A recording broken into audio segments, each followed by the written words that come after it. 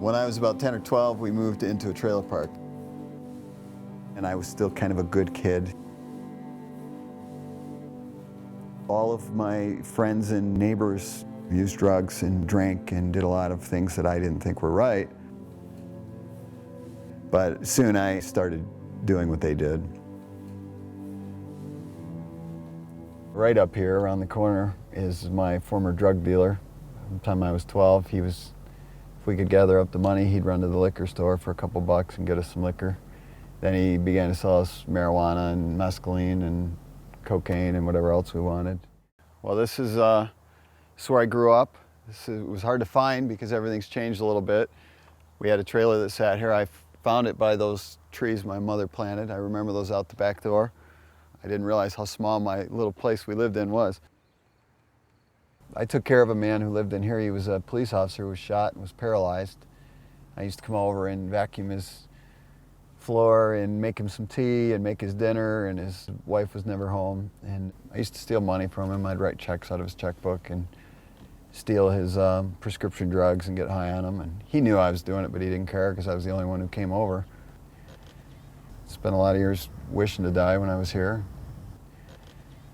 When I stand here, I think about the fact that our life was so crazy and chaotic, and my mother would scream and throw me around the house. And thinking about the neighbors, I remember saying, why isn't someone helping me? You're right next door. Everyone can hear this. The whole neighborhood hears this going on. And it was just a sad little place to live.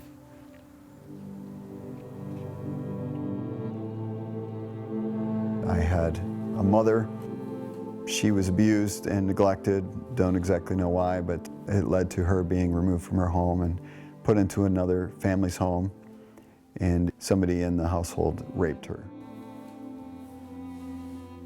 And as a result of that rape, I was born. She was removed from the home after she became pregnant, so she was on the street, living in the streets of Toledo. With that, she took her abuse and her anger out on me. She kind of modeled what she had learned with her family. So I grew up as early as I can remember knowing that I was the result of a rape. She began to tell me I was ugly, I was stupid, and said very cruel, very mean things. And quite often would just sit up in the living room all night long. I would hear her just screaming and crying. When I was about a year old, my mom married a man who later adopted me. She had a child with my adopted father, and when he came into the world, he was her everything, and she made it very clear that was her child. I was not. I was supposed to stay in my room. I wasn't allowed to play with him, touch him, look at him. She, continued to say, "You make me sick. I can't stand to look at you. Go away. Why don't you run away? Why don't you kill yourself?" And I felt pretty bad about it. I felt like it was my fault. My mom was hurting and was crying all the time. Soon my mother and father couldn't get along, and they divorced. I remember riding the bus and getting to the point where I would wake up with the shakes in the morning and would drink so I could go to school, and try not to drink too much, because if I drank too much, I'd have to leave school. Ultimately was kicked out for good. They wouldn't let me back. I was suspended forever. At that point, I was just going to party it away, and who cares, and my life's ruined, and there's nothing I'm ever going to be able to do about it. I began stealing, breaking into people's trailers and breaking into homes and doing what I could to find money to supply my drugs and alcohol. And then I met a girl, and she came from a home. Her mother had killed herself in the middle of their home, and so she was a pretty mixed up girl. Her dad was a drug addict who worked at Ford, and so he would send home $1,000 checks a week to pay the bills, pay for the car, pay for the food, and her and her little sisters lived in the home. So I moved in with her, and we played house for a while. I felt loved for the first time. I felt like there was somebody that was kind of as messed up as me and loved me anyway. I had a job working midnights, and I got off early one night and came home and found her with somebody else in the bed with her. So I just left and went out and just drank all day long, and came back later that night, kicked the door in, began to scream and yell and attack her, and her friend was over, and I attacked her friend. And police came, and I proceeded to get violent with the police and grabbed a guy around the throat. They beat me up, and it was a really, really, really ugly night. And I went home that night to my mother. I had a really ugly episode with my stepdad, who my mom had married late in my teen years. I flipped the fridge, I threw TV sets, I broke windows, I went berserk, and it really was just, thinking back on it, it was me saying, does anybody see how broken I am? Does anybody see how much pain I'm in? Does anybody care? I saw she had a mental hospital's phone number and she was going to have me admitted, and I didn't want to go to a mental hospital, I didn't want to go to jail. I had nowhere to go, so I decided I was going to take my life that night. And remember this peace that came over me, like,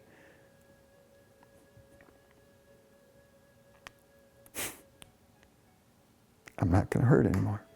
I'm not going to have any more pain. Nobody can hurt me. No, I can't hurt anyone else. And I felt so relieved and so overjoyed that I had control, that I could end it, that, you know, everyone would be better without me. My family would stop hurting.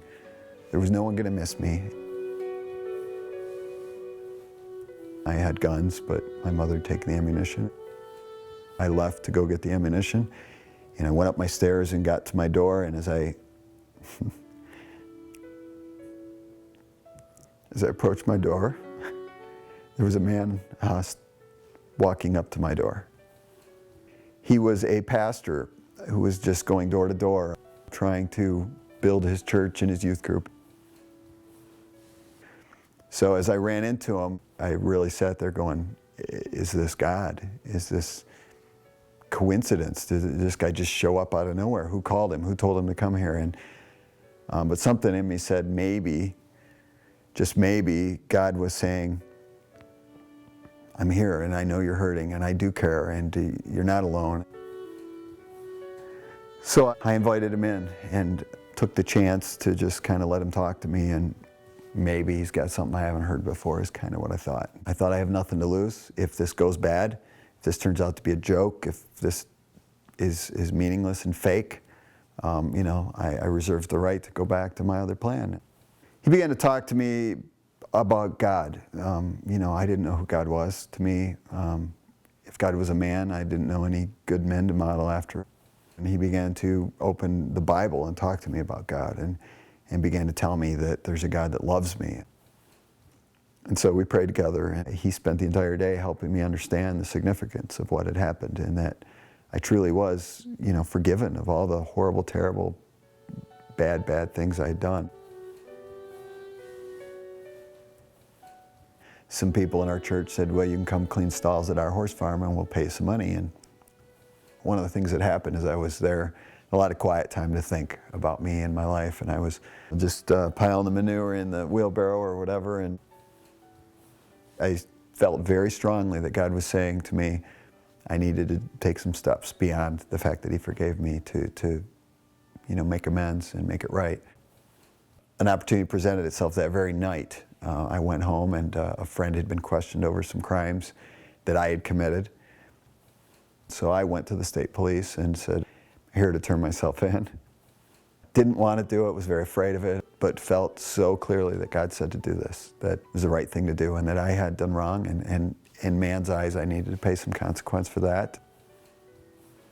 They videotaped me and they audiotaped me and they took notes and they took me from home to home where I had stolen things. As I did, the charges continued to grow. I went through this whole process of faith and fear. God asked me to do this. He's not going to destroy me, but I might be going in a really crazy direction here soon. As the court date approached, you know, I went in really anticipating prison time. The prosecutor's recommendation was that I would spend 12 years in prison. And I went into court and watched grown men with families that did far less than me go to jail. And so I pretty much decided in my heart, I'm going to start a prison ministry today. My attorney messed up everything, and everything he tried he did wrong. He got scolded by the judge, and so it didn't look good, and the judge asked me to speak, and I said I turned myself in because I did wrong, and I deserve whatever punishment you bring. You're the judge. I trust your wisdom and direction. I do want to say that I am a new creation today. I am a new person. I've asked Christ into my heart. He's forgiven my sins. He's given me a new life. He's washed me white as snow. And I'm going to tell the world who he is and what he's done for me. And if you leave me on the streets, I can promise you I will be on the streets telling everyone I can find. And if you put me behind bars, I'm going to tell them how much God loves them and that their life can be different, even there. I remember it like it was the first time really telling a whole group of people, about my faith and being so scared. And the lady typing it is almost like she stopped and looked at me, and I just felt like everyone was just staring at me. And Judge kind of rubbed his chin, and he says, "No, I don't think you deserve to be to prison." He says, "I'm going to go a different route." And gave me 5 years probation, and he did convict me of 1 felony. I didn't understand the significance of that until later. I was released to go home and go to probation once a month. So I decided to get my GED and went back to college and graduated my associate's degree with a 3.9 and went on to Eastern Michigan University into accounting. As I neared the end of my college career, they told me you cannot become a CPA with a misdemeanor on your record. And in the meantime, I was doing invisible fence sales, and I was sitting in this little elderly lady's home and just felt a nudge to share with her what Jesus had done in my heart and how my life had been turned around. She invited me back to dinner. Her husband wasn't really happy that a salesman was there for dinner. And I told him, I said, "I was sharing with your wife. I think that's why she invited me back." So I told him my story, and he began to have tears run down his face, and he was wiping them away and didn't really know the significance of what was going on. And he says, "Young man," he says, "I'm a judge." He told me, "I can expunge your record." He was excited to help. He had a friend who was a Christian friend who offered me a great deal price-wise to get the legal paperwork done. I remember very specifically sitting at my kitchen table when these big envelopes that came in the mail. It was the state police and FBI files of my fingerprint records. It came back to me. It was given to me. It was taken out of the computer, and they says, your record has been wiped clean. And I literally just fell on my face and worshiped God. That was the beginning, and honestly, it was a short amount of time. I received a call from a firm, and they said, "Would you like to come work for us?" So I went on board and began this journey as a CPA in this whole new world. It was kind of weird for me because everybody was quite a bit different, and I knew my past and my background and felt like a fish out of water a little bit. I remember moving up the ladder and moving along and getting my first real management position. So we went in this room. There was about 40 people in the room, and they began to share how they built their business through partying and going to the bars and taking clients to strip clubs. They asked me, and I said, "Well, I'm kind of thinking I'm going to build my business through some breakfasts and some lunches with some people who are Christian, and in the evenings I'm going to go home and be with my family." One guy in particular fell off his chair to make a scene, laughing at me and trying to humiliate me in front of everybody. Instantly, my phone began to ring. Clients with 8 clients associated with them were coming through the door. At the end of the year, I stood in front of 400 plus people in front of my entire company and received an award for the most new business that year. The grand prize for that was a trip to my boss's $1 million condo on the ocean in the Turks and Caicos Islands.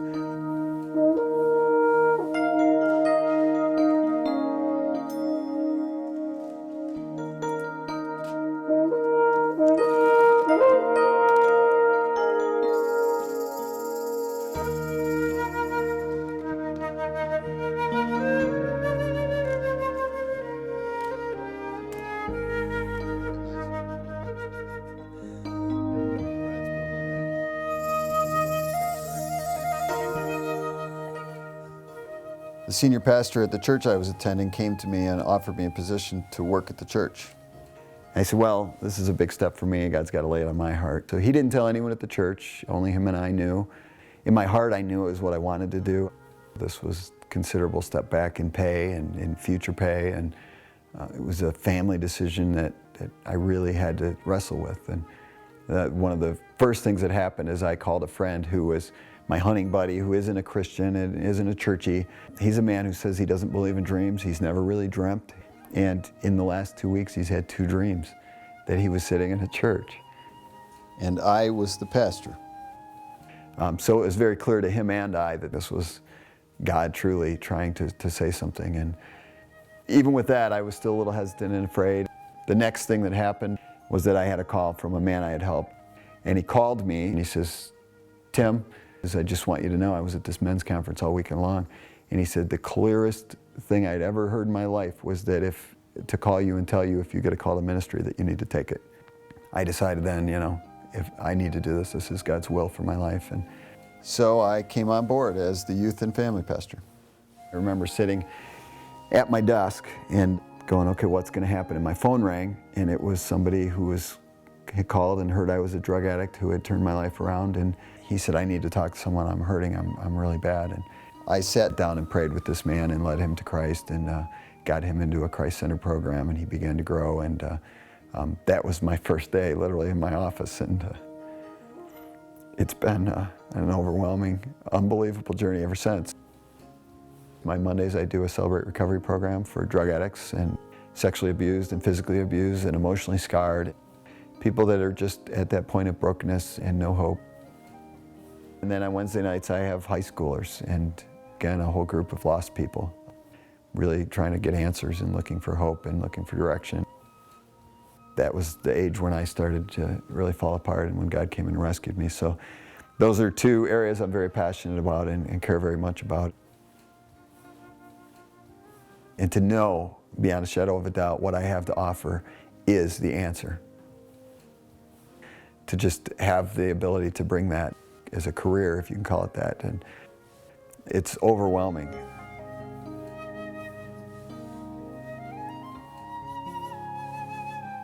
I married the most amazing, beautiful woman I've ever known, and that's my wife, Gina.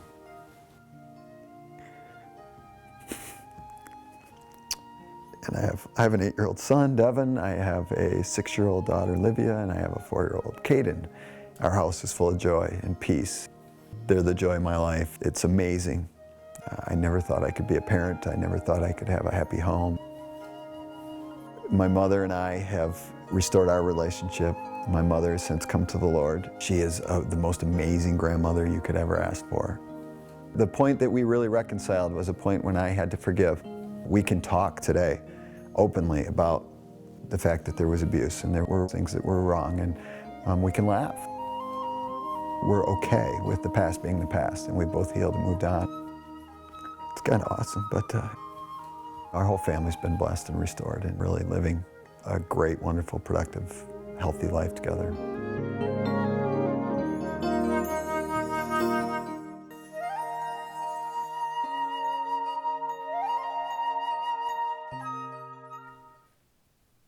So 6 or 7 years ago, I sat in this very chair and answered some questions about my life for a video that I assumed was going to be shown in a community college classroom. And really, the video itself transformed my life in that it took my story and kind of took it out of the shadows and thrust it into the world, into a lot of places I didn't expect to be. I have been in front of the state senate and suicide and right to life groups, and groups all over the place have asked me to come and speak and share my story because of that video. And prior to that, I wouldn't have shared it with, my next door neighbor. I was very scared and timid and struggled to be that real. The video has reminded me over and over again, as I've been asked to share, really how amazing it is that God has changed my life. And it forced me to be honest. It forced me to be vulnerable. It forced me to allow people into places that you don't normally do that. And it's scary and frightening and even painful at times. What it's done for other people and the hope it's brought and the lives it's changed, I am so grateful. I can't imagine my life without it at this point. I wanted to share some more of my story and the continuation of what God's done. What I'm excited to say is that my mother and I have continued to develop our relationship, and our relationship has flourished and grown. I'm grateful every time I hear that story, my own story, that my mother gave me life when many moms wouldn't have, and she chose to allow me to live this life that I'm living now, and I owe her everything for that. An amazing moment for my life was the day I was privileged to baptize my mother as a pastor, but also as her son, and to celebrate what God has done in our lives together in that way. Something happened that I couldn't have ever dreamed of. And it was that I was introduced to my biological father and his family. He was in a hospital bed with a brain hemorrhage and was facing the end of his life. I realized when I met him that there was a longing, and I did have a lot of pain and mixed emotions that, that was the father I didn't have, and that was the man I wished I'd had. I sat at his bed and shared my story, and I had the privilege of encouraging him to take God's hand as he left this life. And as I left, the wife came down the hallway and got a hold of me, and she asked me if I would be willing to perform a funeral service for him. And a few days later, they had taken him off life support, and he had passed. And I had the most amazing privilege of my life to stand beside somebody that I once hated, somebody I once blamed and was very angry and bitter. But to stand there and share that day with them, and to be given the opportunity to be a son for a day like that, and was just a privilege I couldn't have.